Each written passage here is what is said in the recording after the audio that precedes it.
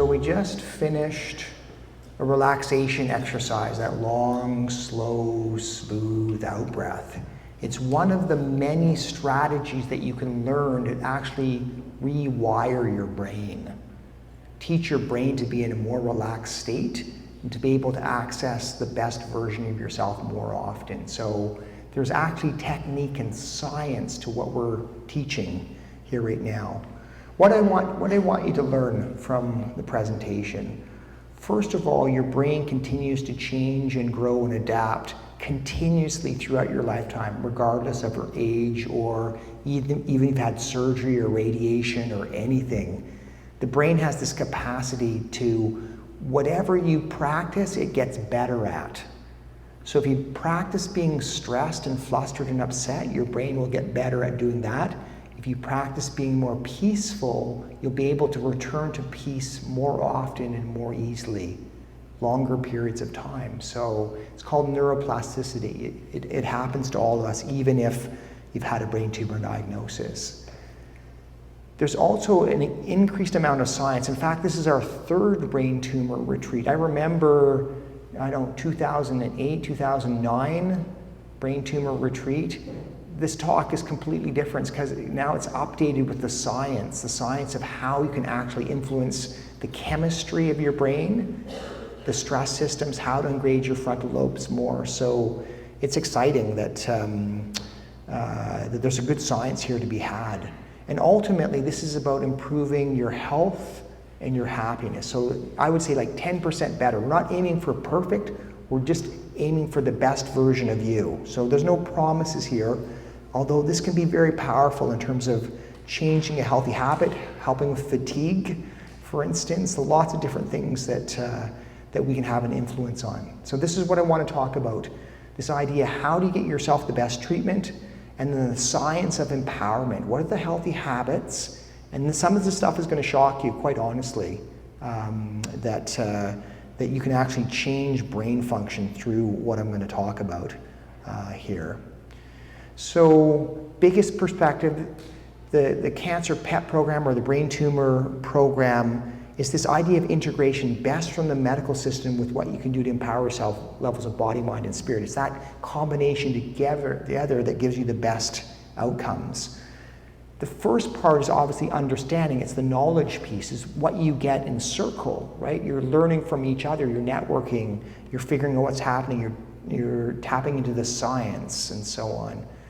There's a whole perspective, knowledge, attitude around how to get the best of the medical system.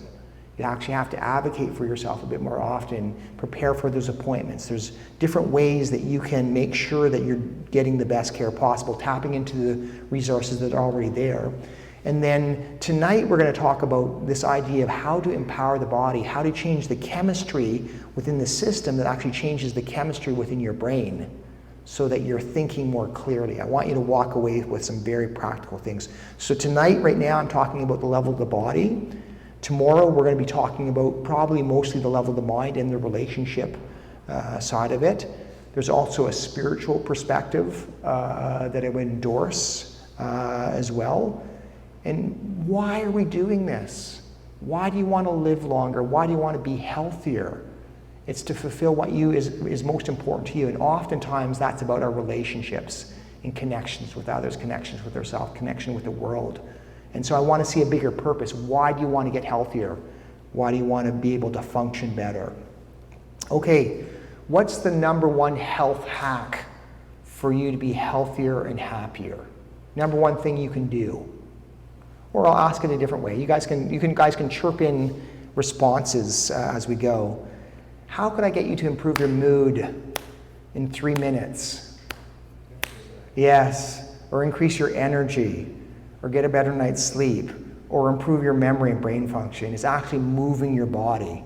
It's from an evolutionary perspective, if you're moving your body, your brain is staying awake and learning and growing and so on. So something called myokines. It's the chemicals that are in the muscles. It's an incredible polypharmacy that you don't have access to unless you actually move and flex your muscles, right? I could get you to get up and do some squats with me right now, and that would actually release some of those chemicals, right?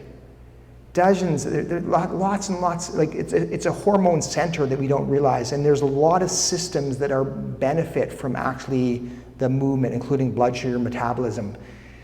When you work out, you know, people say, oh, I get some lactic acid, I get some burn. Well, if you even do a light workout, you actually send some of that same lactic acid that you don't perceive up to your brain, and it's immediately you feel better, less anxiety. And if you practice this, if you move every day, then it actually rewires your brain. You thicken your left prefrontal lobe, which is a very important part of your brain. Makes you more resilient against depression, for instance. And when you exercise, you actually release something called brain-derived growth factor. It's a factor that allows those neurocircuitry to learn. So you're memorizing things, you're getting stronger, you're adapting better if you're actually moving. So the science is very strong on that side. And I'm drawing on the best of the science, including Kelly McGonigal, a Stanford psychologist who wrote this great book around this. Okay, so I said if I got you to exercise for 3 minutes, I would change the chemistry within your brain. Anybody can put on a YouTube video of their favorite dance tune or some music from their childhood and just like dance there, right?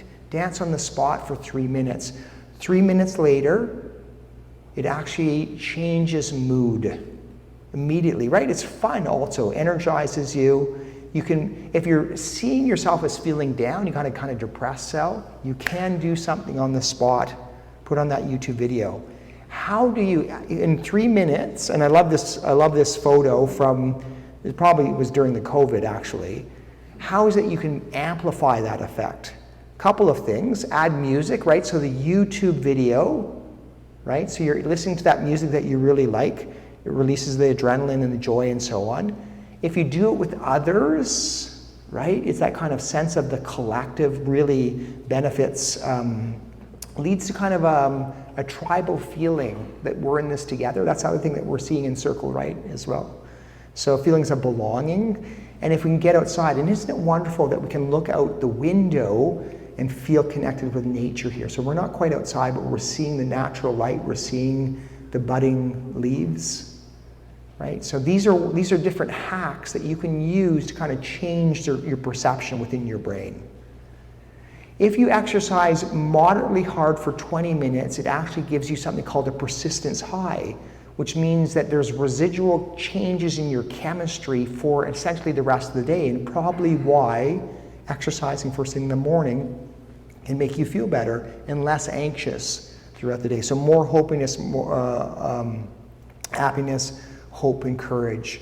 So the endorphins, endocannabinoids, sounds kind of like, you know what, wacky tobacco. It is, it's the same chemical system, right? So 20 minutes later, you don't have to pay for that one. Helps you persist, right? So if you're getting that kind of sense of strength, then you can kind of persist and get through a difficult task, for instance. Changes the emotional systems, right? The emotional systems are a bit more immature, and so when we exercise, we also want to connect. It drives what they call pro-social behavior. We want to connect with other people, and that's actually really good for us as well, right? To make that phone call or to ask for help or to hang out with people.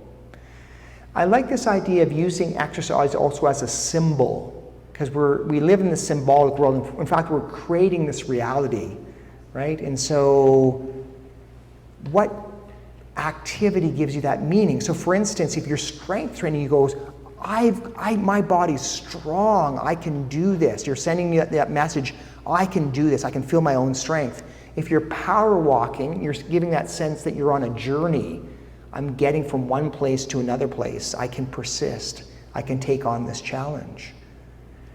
The WHO, World Health Organization, said it's not just 150 minutes. The more, the better, obviously, to a certain extent. And I know some of you, it'd be very difficult to exercise. We're going to talk about different types of modifications, but the more you do, essentially, the better. There's strength training that I'm going to talk about, coordination.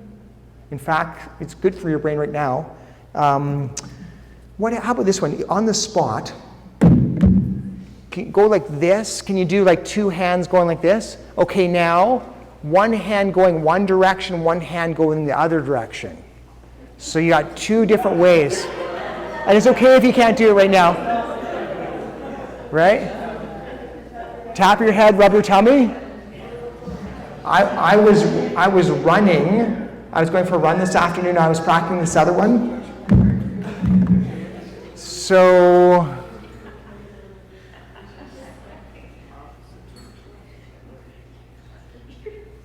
one hand goes twice as fast as the other hand. I can't do it yet. All I'm saying is there's a part of the back of your brain called the cerebellum that is tasked with coordination.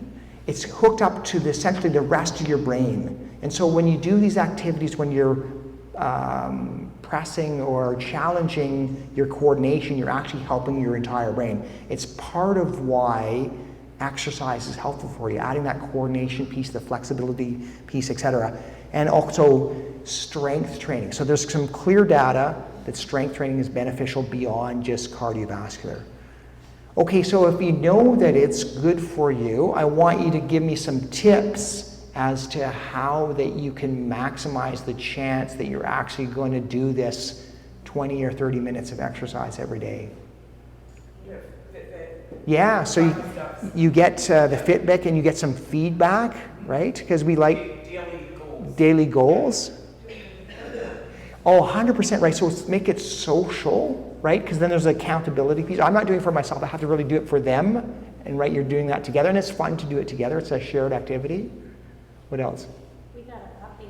Yeah. So then you're forced into it. Now, I do want you to kind of power walk. I don't want the pup to kind of slow you down. So, but better than not, right? So then you have a puppy. How about make it fun? Ooh, isn't that a good idea? Right? 'Cause there's lots of different ways to exercise. And if you're affected, go ahead. Yeah. Isn't it nice to kind of have a goal or somewhere to go? Yes, I want to go there. Yeah, agreed, yeah. Well, and it's a reward, right? Because we want to hack it. We want to hack it that we are humans, that we have wants, and we can kind of tap into the wants system in order to give the benefit. So you're tricking yourself. Create a routine. Like I'm going to power walk first thing in the morning. When my foot hits the bottom of the stair, I'm putting on my running shoes. I'm going to go for a walk. Now, there's habit science. Essentially, what you want to do is make your habits extremely tiny. So if you want to do a power walking routine every morning, you say to yourself, all I have to do is walk 100 yards, 50 yards there, 50 yards back. If I do that, I'm successful. Now, the point is you're going to walk way more than 100 yards. You're going to walk probably like a mile or two, and each day you're going to maybe get a little bit longer. But on those days when you're really tired, all you have to do is walk the 100 yards, and that's a success. Never change that little habit. Never make that tiny habit harder, and that way you will ingrain it. And there's lots of other science like celebrating when you do your habit. So after I walk my 100 yards, you're like, woohoo, I'm awesome. Now it's ridiculous to think I'm excited about walking 100 yards, but your brain doesn't know the difference, right? So if it's feeling excited, it's associating your exercise routine with something that's fun and easy to do. Okay, that's a whole other talk around habits, which is also part of our program, the Cancer PEP program, is how to integrate those habits. You need to do the work though, right? So in some sense, I can like it's all fun and so on, but there's also this sense of kind of discipline. Like this is good for me, I'm going to do this because it's good. So it's that kind of paternalistic perspective that's sometimes necessary in life.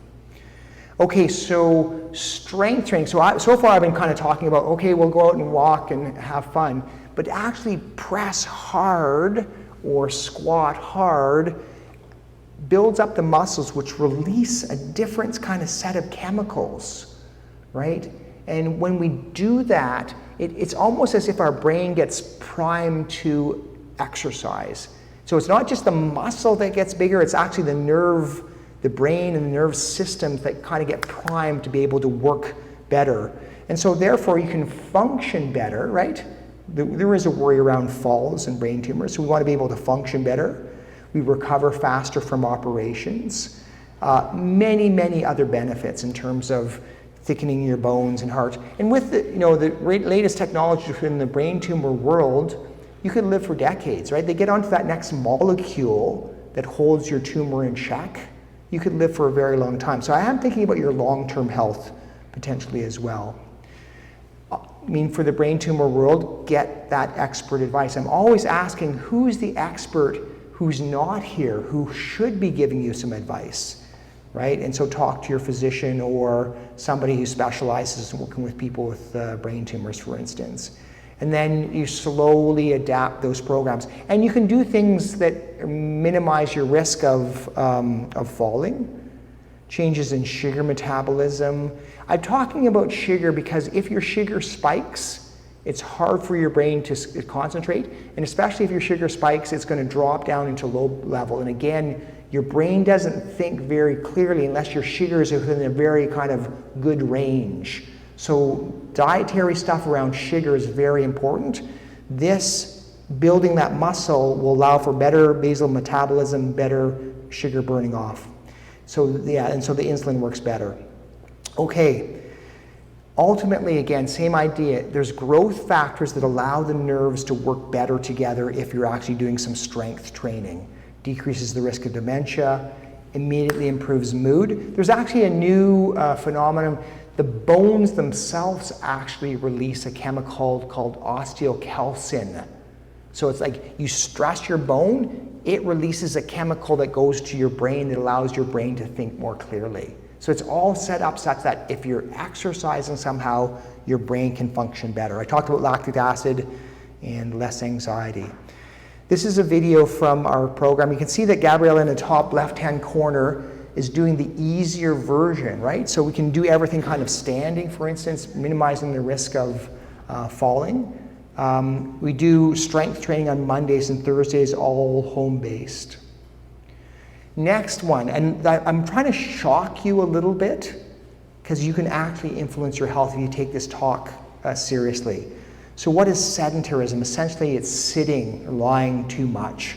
And we're at such risk of that, right? In terms of our society right now with our phones and our technologies and our automobiles and so on.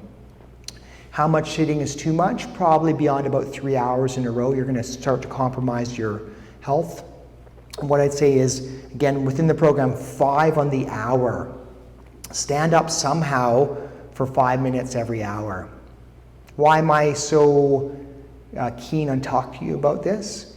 It's because it's all-cause mortality is actually increased if you're sitting too much. Risk of cancer, lots of other diseases. Even if you exercise first thing in the morning, but you're sitting for like 6-8 hours in the day, you're compromising your health by sitting too much. And there's a big diagram saying it's actually influencing every single system within your body. So I'm not going to take you through all of those different pathways. How about this one? Smoking a cigarette is takes less time off your life than sitting for an hour of television if you're doing it a few hours in a row.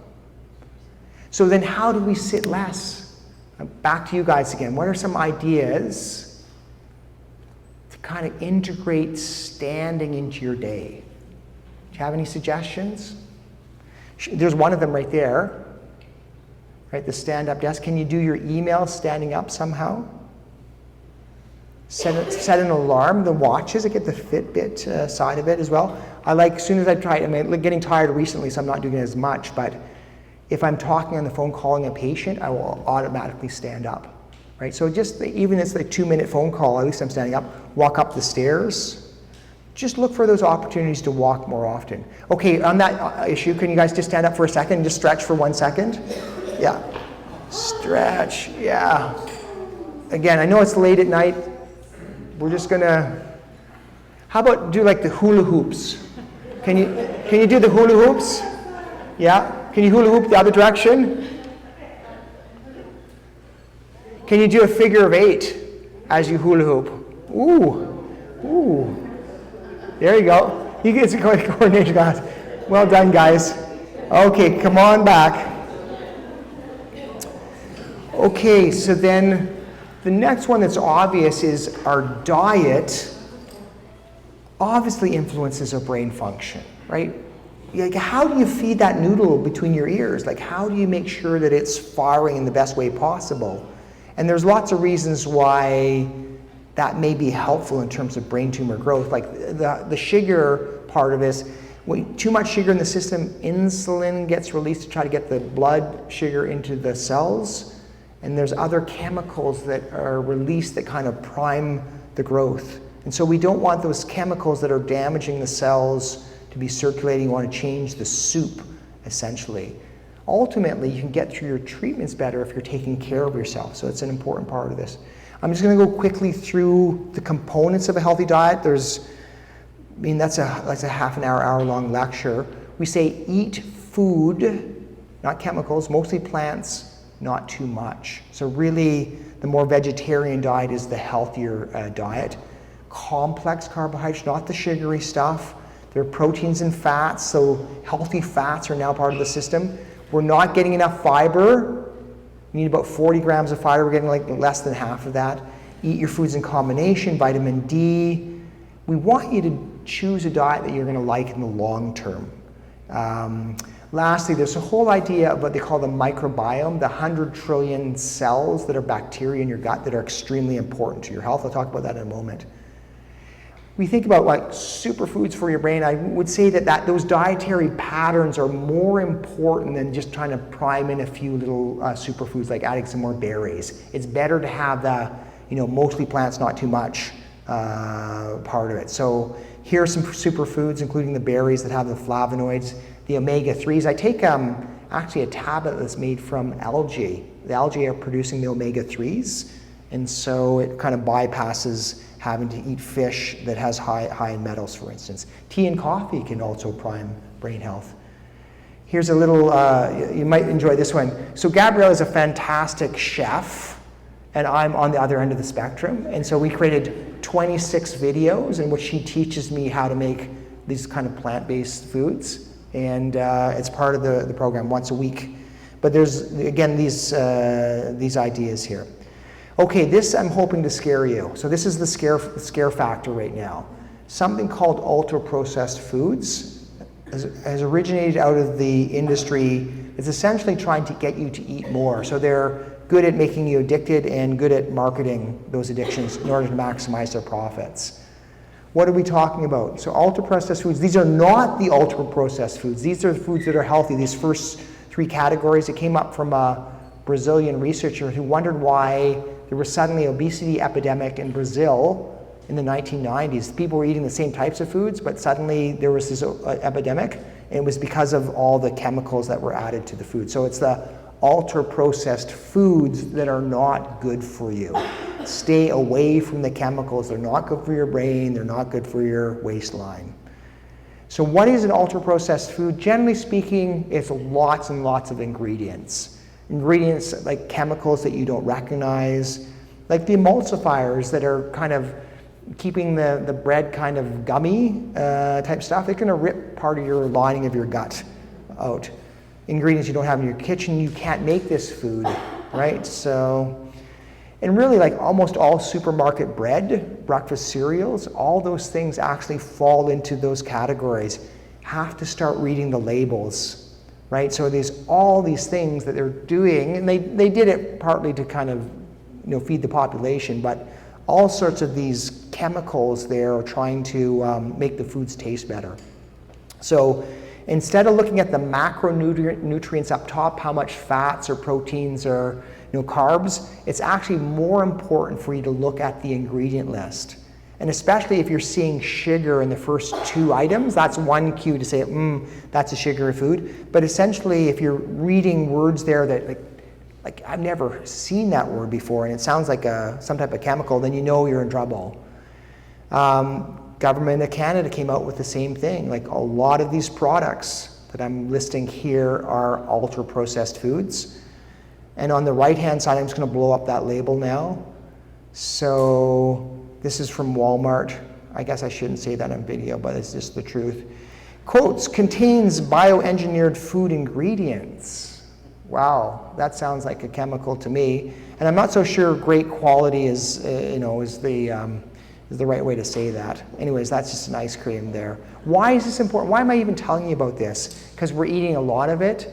Our kids are eating a lot of it. I'm hoping that you can bring this into your community, to your kids, and that's associated with anxiety, depression, ADHD, obesity, et cetera, in kids, right? We need to change from a societal perspective. Why is this important to you? Why should you be not eating so many chemicals? Because your mental health won't be as good. Like, it's controlling for all these other things. Neurodegenerative disease, again, the chemicals are influencing this. They're saying, this was actually interesting, I listened to this article recently around the bugs in your system, in your gut, are actually getting up to your brain. So there is actually some bacteria on that side. So the chemicals in your gut are getting to your brain. The blood-brain barrier is not perfect, is the takeaway. So the 100 trillion cells are super important. Ultra-processed foods affect those bacteria that are so important. Strep the mucosa, we don't get enough fiber, get leaky gut syndrome, causes all the inflammation. I'm not even talking about inflammation. And so we need to decrease the chemicals, more fiber, super important on that side. Okay, next topic. You can eat the same thing, but try not to eat for a longer period of time overnight, called time-restricted eating. I don't like the word fasting because it sounds like you're restricting somehow what you're eating. So it's not what you eat, but when you eat. Super important. Once we burn off the sugars, once we get hungry, we start to produce ketones, which is actually for our health. So when you're hungry first thing in the morning, you're burning off your ketones or your fat. And those ketones are very important in terms of decreasing inflammation, eating up dead cells, allowing all sorts of your organs to repair themselves, including your brain. You need to get to the hungry phase overnight, every night, to allow your brain to heal itself better, right? So our cells are linked.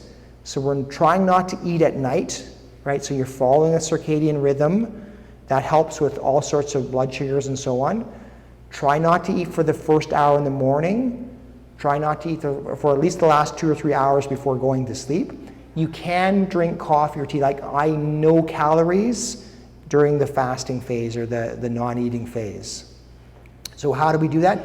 We slowly increase our the amount of time that we fast over the months.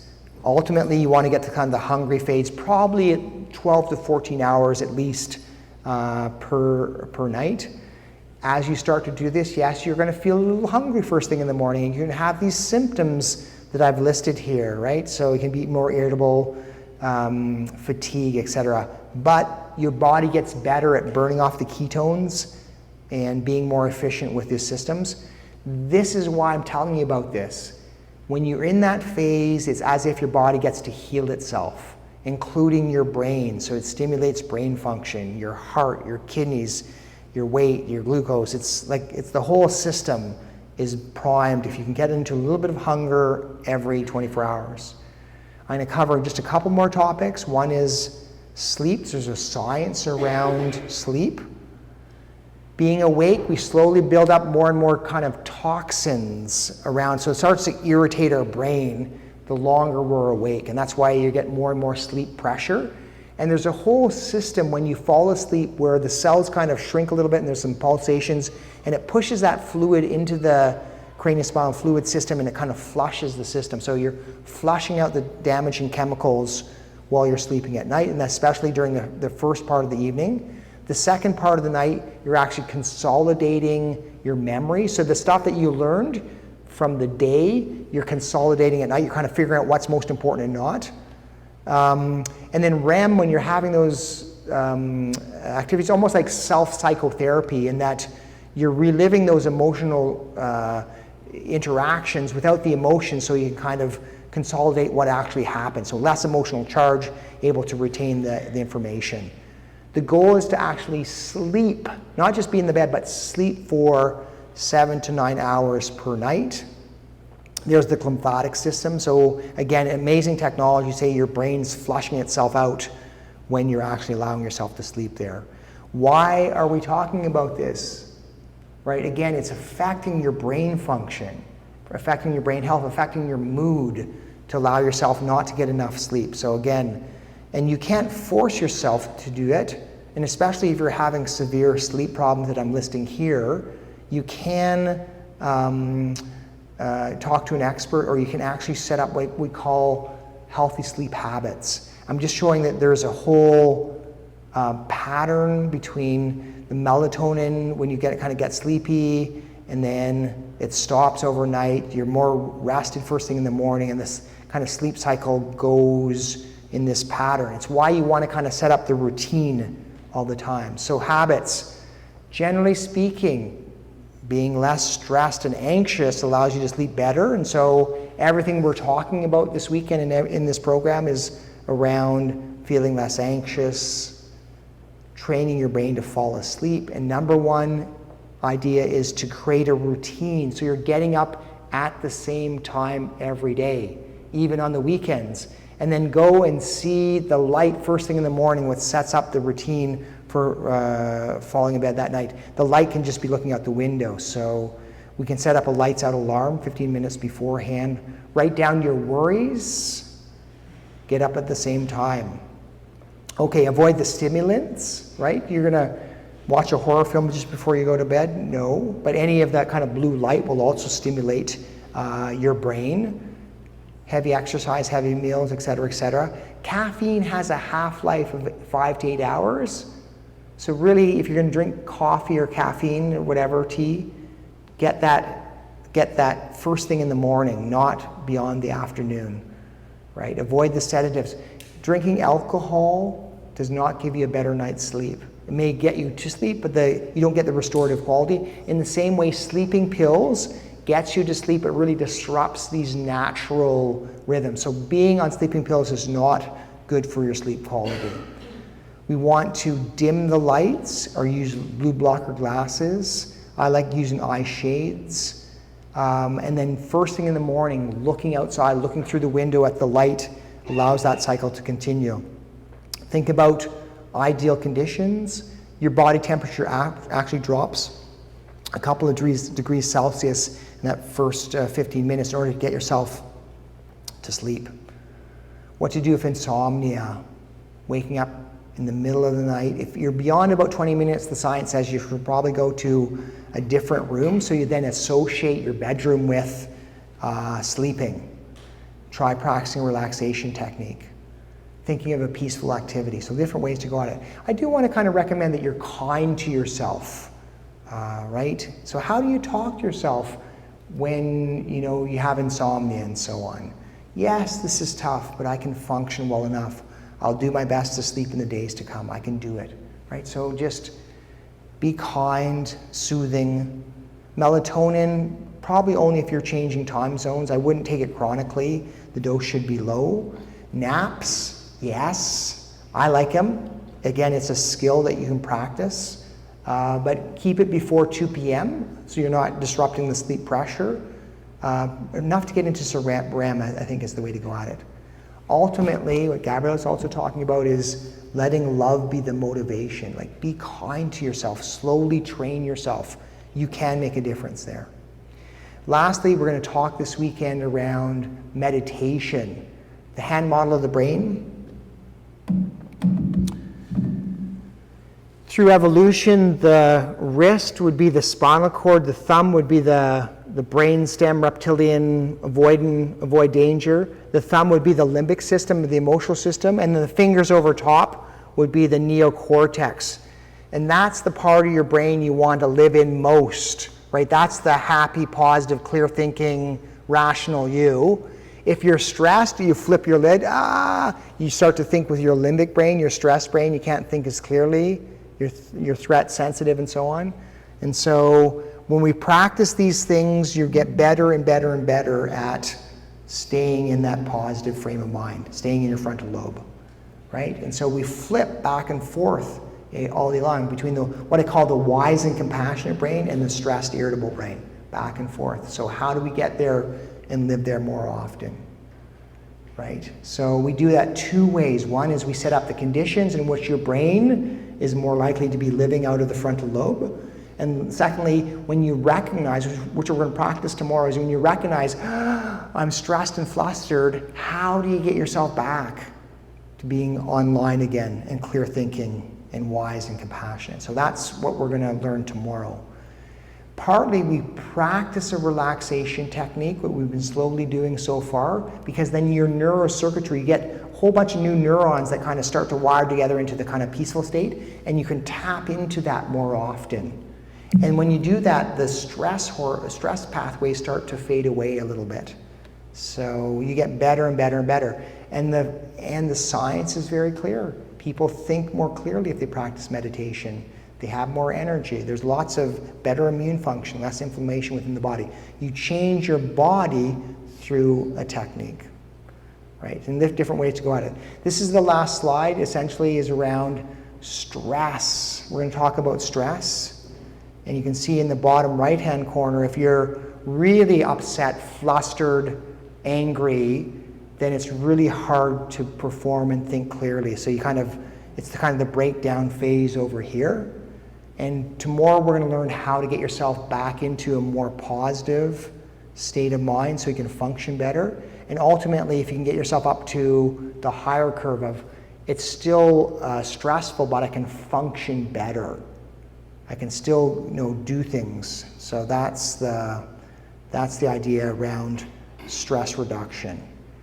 And I'm just going to finish off to say that we have this packaged in a program called the Cancer Patient Empowerment Program, 6 months scientific-based daily emails, 182 emails with the activities for the day, as well as videos for myself and Gabriella. And those videos cover an incredible amount of material to kind of take you through the science of how to transform your systems. There's a buddy system called the co-participants. There's monthly video conferences. You can sign up, cancerpep.org, cancerpep.com. And there's the website for that as well. So I'm going to end there just to say that you can influence your brain health. You can feel stronger, you can feel happier if you practice these things. It takes time, takes discipline, and you can do it in a way that's fun and effective. So.